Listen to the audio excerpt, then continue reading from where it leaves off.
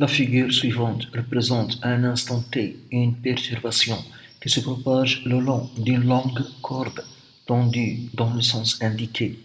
Précisez le sens de déplacement du point entre M et N et entre N et P juste après l'instant T. On choisit quelques points de la corde déformée. Un point ici, un autre ici et un autre ici. De même, ce point et ce point et ce point. Chaque point répète le mouvement du point qui se trouve juste avant. Le point P répète le mouvement de ce point, donc se déplace vers le haut. Tous les points se déplacent verticalement car l'onde est transversale. Ce point répète le mouvement de ce point, se déplace vers le haut. Et ce point répète le mouvement de ce point, se déplace vers le haut.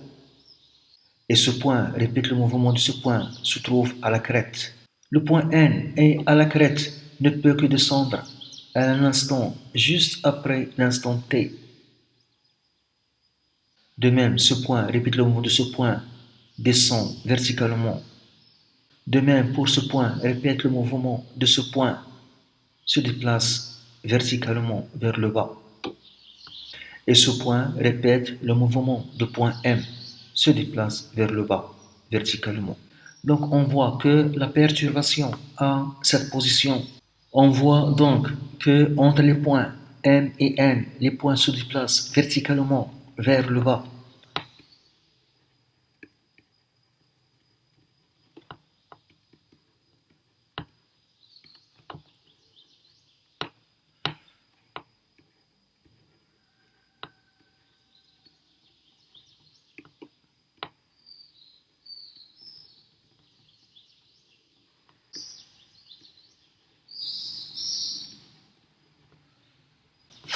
Et entre N et P, les points se déplacent verticalement vers le haut.